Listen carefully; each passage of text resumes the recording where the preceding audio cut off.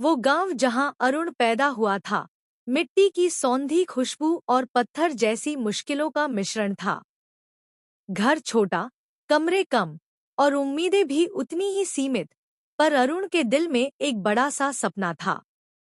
उसके पिता मोहन खेतों में मेहनताना कमाते, माँ सीता रसोई और घर संभालती। अरुण की एक बड़ी बहन भी थी, सीमा, जो बचपन में ही शादी कर दी गई थी। पढ़ाई का क्या होगा बेटा? खेत हमारा इंतजाम करेगा, पिता कहते। गांव के बड़ों की बातों में अक्सर ठहराव और यथास्थिति की लय होती है। पर अरुण की आंखों में कई सवाल थे जो रोज अनसुना ही रह जाते थे।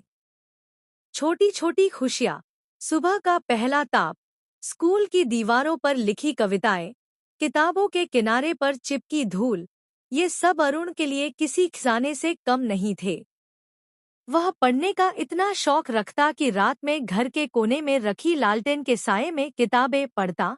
पन्नों की खरोंच उसकी सबसे प्यारी आवाज बन जाती। एक दिया होता है जो अंदर जला रहे। अंधेरों की भीड़ में उसे बाहें फैलानी पड़ती हैं। कक्षा 10वीं का रिजल्ट आया और अरुण फेल हो गया। बस गांव में जैसे कोई खबर की बत्ती सी जल उठी। लोग फुसफुसाए, इतने पढ़ने के बावजूद। कुछ ने तो रुखा सा हंस दिया। अरुण के लिए यह ठोकर किसी अजनबी की नहीं थी, यह उस दुनिया की थी जिसने उसकी काबिलियत पर सवाल खड़े कर दिए। वो दिन अरुण ने पहली बार पिता की आंखों में थकान देखी, माँ के हाथों में डुलती दुआ देखी और खुद को छोटा महसूस किया। पर उसी रात, जब घर के बाहर आकाश पर कुछ तारे झिलमिला रहे थे, अरुण ने ठानी, वो नरम नहीं होगा। मैं खेत नहीं छोड़ूंगा पर पढ़ाई भी नहीं छोड़ूंगा, उसने खुद से कहा। अगले साल अरुण ने खुद को फिर से तैयार किया। दिन भर खेत की हल्की फुल्की मदद, शाम को किसी पड़ोसी के घर में ट्यूशन देना और रातों को पढ़ना, ये उसकी दिनचर्या बन गई। कई बार उसे रोक देने की कोशिश हुई, पैसे नहीं थे, समय नहीं था, लोग कहते थे कि लौट आ खेतों में।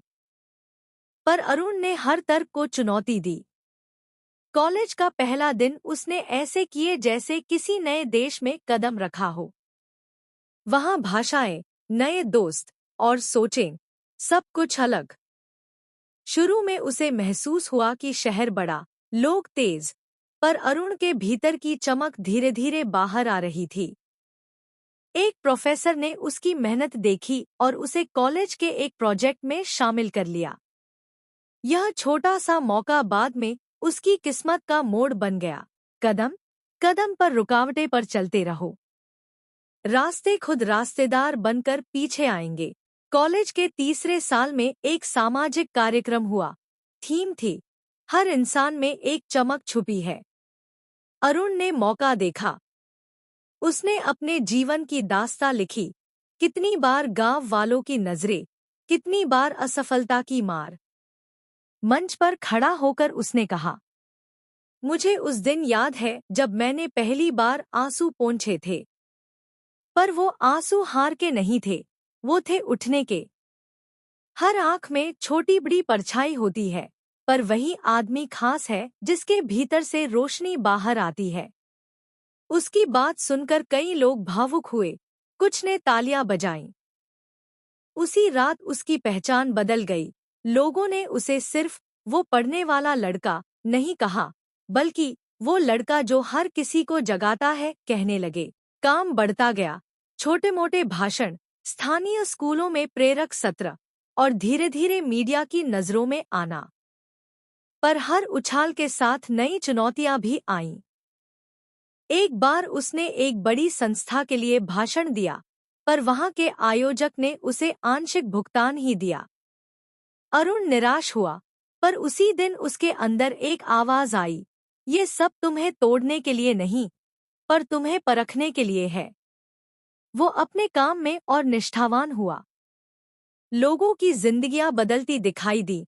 एक लड़की जो घर से भागने को सोच रही थी, उसे वापस पढ़ाई में रुचि मिली। एक बूढ़े किसान ने अपनी खेती में नई तरकीबें सीखी। अरुण की चमक दूसरों की जिंदगी में दिए की तरह जल उठी। जो अपनी रोशनी बांटता है उसकी चमक कभी कम नहीं होती। जब सफलता आई तो उसे अकेलापन भी मिला। परिवार की अपेक्षाएं बढ़ी, गांव की नजरें लगातार नजरअंदाज नहीं होती थी। अरुण ने पाया कि अब लोग उससे केवल प्रेरणा नहीं, समाधान भी मांगने लगे। रोजगार, पढ़ाई के खर्च, बीमारी का इलाज। उसने सोचा, क्या मैं सबको खुश कर पाऊंगा? एक रात जब सर्द हवा तेज थी और अरुण थका हुआ घर लौट रहा था, माँ ने उसका हाथ पकड़कर कहा, बेटा, अपनी चमक खुद के लिए भी रखो। कभी कभी दूसरों की रोशनी बुझाने की कीमत चुकानी पड़ती है। यह वाक्य अरुण के दिल में धड़क गया। उसने समझा कि अपनी सीमाएं जानना भी जरूरी है। हमें सबकी उम्मीदों का बोझ नहीं उठाना चाहिए, पर दूसरों को गाइड करना, संभालना हमारी जिम्मेदारी है। अरुण ने अपने अनुभव का प्रयोग करते हुए अपने गांव की पुरानी सरकारी स्कूल को पुनर्जीवित करने का निश्चय किया। फंडिंग की व्यवस्था, शहर के शिक्षाविदों से संपर्क और गांव वालों को विश्वास दिलाना, यह सब आसान नहीं था। कई बार फंड नहीं मिला, कई बार सरकारी प्रक्रियाएं रुकावट बनी, पर अरुण ने हार नहीं मानी। उसने स्वयं की कमाई में से कुछ पैसे दिए और एक एक कर काम होते चला गया। स्कूल का उद्घाटन जब हुआ तो गांव के कई बुजुर्गों की आंखों में गर्व और अरुण की मां के चेहरे पर संतोष। यह दृश्य अरुण की सबसे बड़ी कमाई बन गया। उसने देखा कि उसकी चमक अब सिर्फ उसके लिए नहीं, बल्कि कई बच्चों के भविष्य के लिए जल रही थी। यह चमक एक दीप नहीं, एक मशाल बन गई, जो कंधों से कंधा मिलाकर कई और दीप जला रही है। आज अरुण की कहानी गांव की गलियों से निकलकर दूर दूर तक पहुंच चुकी है। और अरुण ने सीख लिया है, चमक का मतलब केवल सफलता नहीं, वह जिम्मेदारी भी है। दूसरों के लिए रास्ता दिखाना, उनकी छोटी छोटी सफलताओं में साथ जीना। वो अक्सर कहता है, हर इंसान में एक चमक होती है। कभी कभी उसे जगाने के लिए चोटें जरूरी होती हैं, कभी कभी कोशिशें। पर जब वह चमक बाहर आती है तो ना सिर्फ आप बदलते हो, बल्कि दुनिया भी बदलने लगती है। जो अंधेरे से डरा नहीं, जिसने अपने अंदर उजाला जगा लिया, वही दुनिया का मौसम बदल देता है। बस पहचाने अपनी चमक को।